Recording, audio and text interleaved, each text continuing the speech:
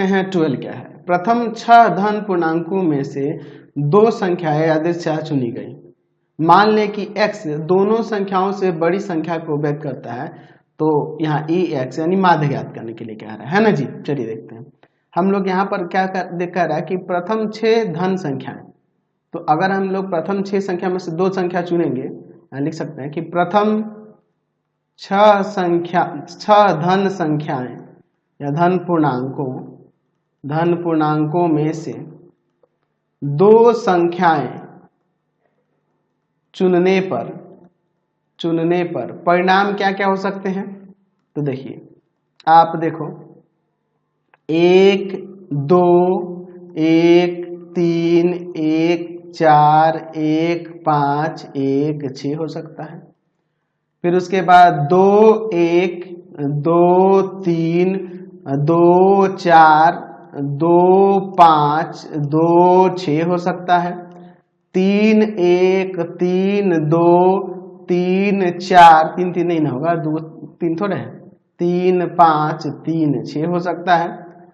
4 1 4 2 4 3 4 5 4 6 हो सकता है। ठीक है, उसके बाद हम लोग लिख सकते हैं 5 1 5 2 5 3 5 4 5 5 5 5 नहीं लेंगे, 5 6 हो जाएगा।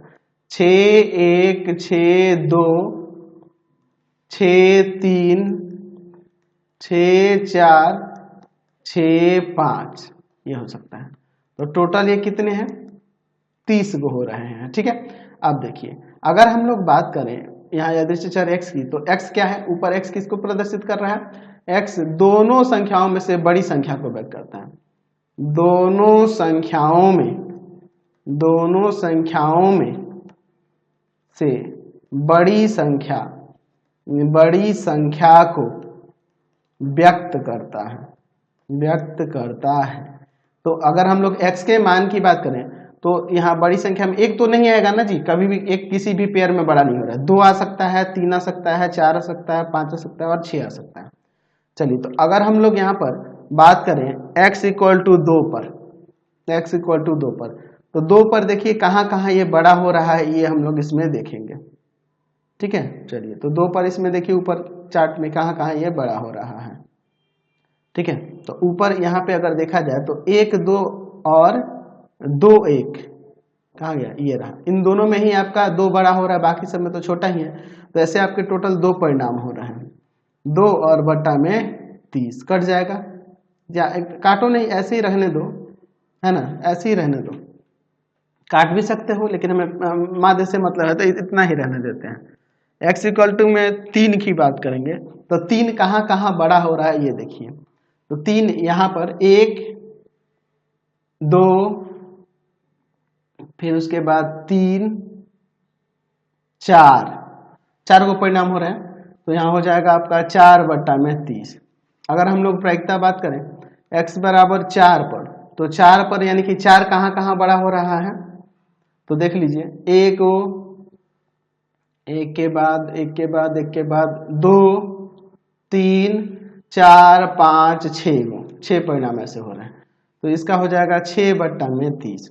उसी तरह से x = 5 पर, तो ये 8 को ऐसे परिणाम आ गए, गिन के देख सकते हैं 8 बट्टा में 30। और x = 6 पर, तो यहाँ पर 10 को परिणाम आएंगे 10 बट्टा में 30। चलिए अब इसके बाद हम लोग देखते हैं, हम लोग इसका प्रायिकता बंटन यहाँ पे बना लेते हैं और फिर हम लोग उसका यहाँ माध्य निकालेंगे। चलिए देखिए हम लोग को कितना लेना होगा, तो ये 2 कितना है, 2 3 4 5 6, 5 को 6 को कॉलम लेना होगा।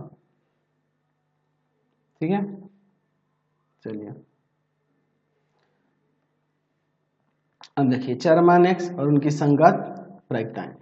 तो 2 3 4 5 6 क्या हो रहा है, 2 बट्टा में 30, 4 बट्टा में 30, 6 बट्टा में 30, 8 बट्टा में 30, 10 बट्टा में 30। तो हमें यहाँ पर माध्य निकालना है, तो क्या होता है इसके लिए, तो sigma i = 1 to n xi pxi। तो क्या हो जाएगा यहाँ पर, तो 2 गुना में 2/30 प्लस में 3 गुना में 4/30 प्लस में 4 गुना में 6/30 प्लस में 5 गुना में 8/30 प्लस में 6 गुना में 10/30 हो जाएगा। अब इसके बाद देखते हैं क्या होता है।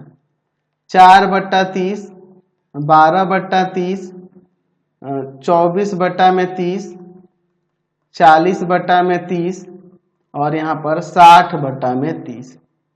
ठीक है, तो अब इसके बाद हम लोग आगे देखते हैं, इन सबको जोड़ देते हैं तो क्या हो जाएगा। 4 4 8 2 10 0 1 6 4 10 2 12 1 13 1 14 140 और बट्टा में 30, 0 से 0 कट गया, 14/3 हमारा माध्य आ गया। चाहे दशमलव में भी कर सकते हैं। Question number